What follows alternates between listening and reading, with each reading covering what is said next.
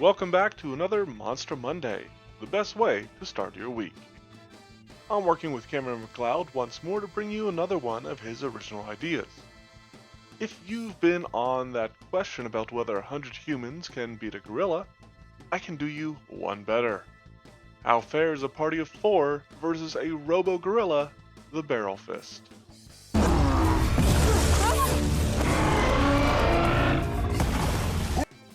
If you're keen on this idea, consider liking the video and subscribing to the channel, so that you can catch more of the monsters I'm making. With that established, let's get into it. As I said, this is made in conjunction with Cameron McLeod and is another one of his Horizon Zero Dawn type creatures, this time in the form of an ape. I followed much of his design here, though I did take one or two liberties this time.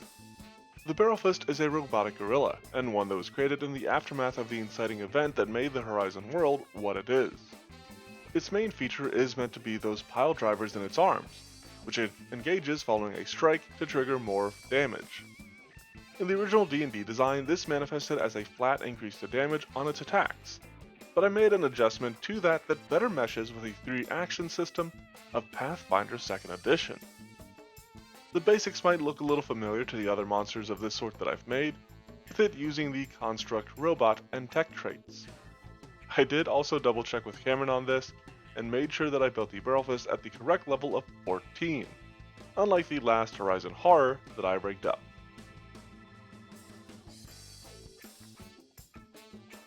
I built this burly bionic beast as a bit of a brute. This is perhaps best demonstrated through its high strength, which it uses to savagely mash and mangle foes.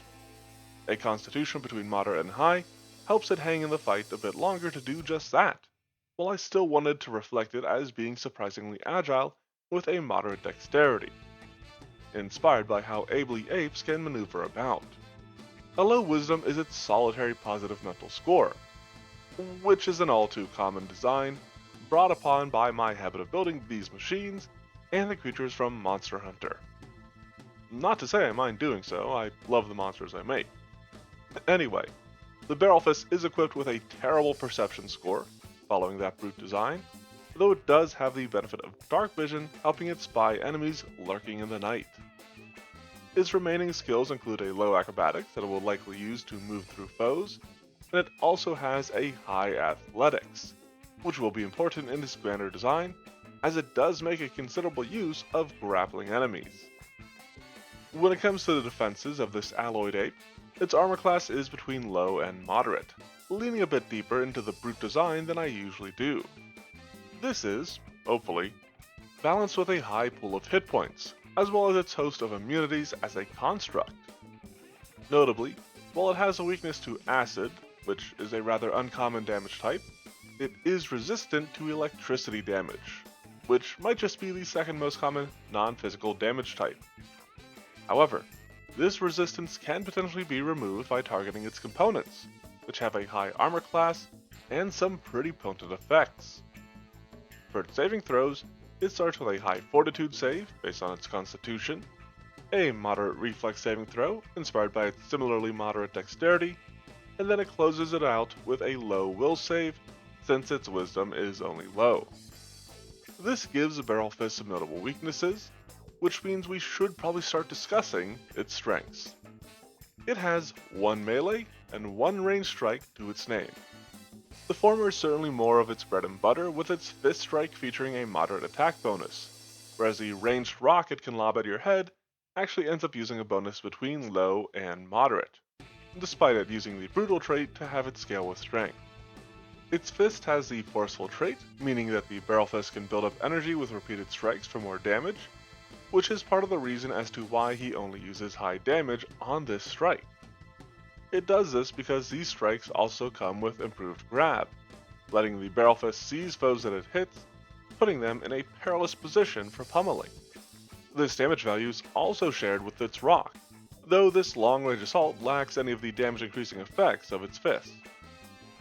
Given that I only use a moderate attack value for these strikes, you might be expecting the damage to be a bit higher, but I was a little cautious on that, because the Barrelfist has a number of other facets of its design that make it a threat, as we'll see by getting into its abilities.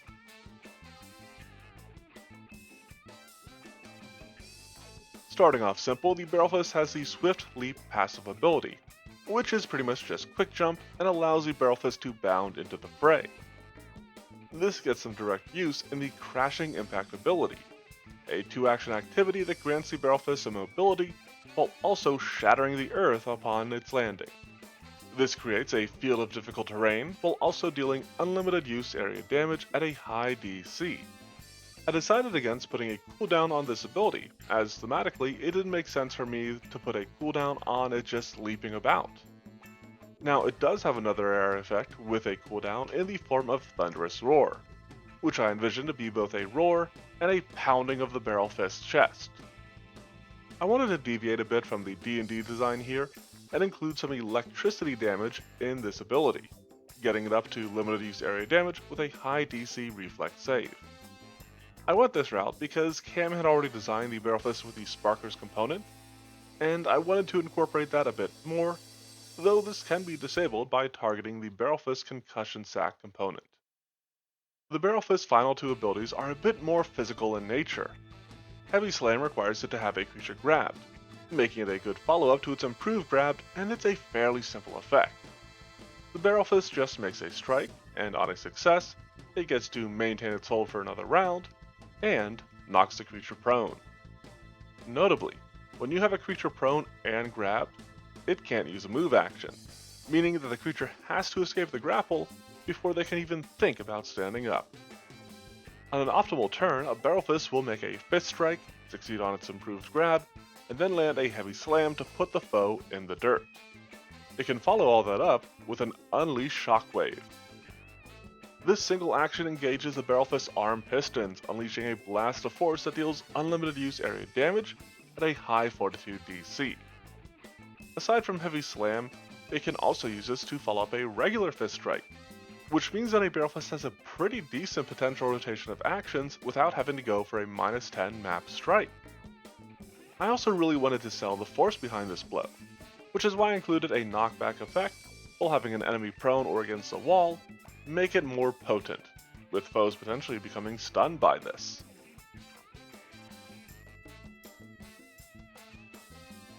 But that all said, we have covered this gear grinding gorilla. Our Mecha Monkey Mauler matches might in magnificent melees, mashing mercenaries with mechanical muscles that makes mincemeat out of madcaps. Somebody ran the numbers on 100 commoners against a single gorilla in Pathfinder 2nd Edition, and it turns out they have a really good chance of winning. But I'm not sure they have a chance against the Barrelfist here. This was a fun creature to put together, but I don't have a ton of new suggestions for encounters that I haven't talked about in the other Horizon monsters. Maybe have it be a remnant from a crashed ship, an awakened machine brought under control by a wizard, mostly that stuff. Classic concepts, but they are so for a good reason. Let me know what you think of this monster and what other creatures you'd like to see in a comment. If you like what you see on the channel and want to see more, check out the Monster Monday blog, which is linked below along with the Twitter and Discord. Thanks for watching, and have a monstrous Monday.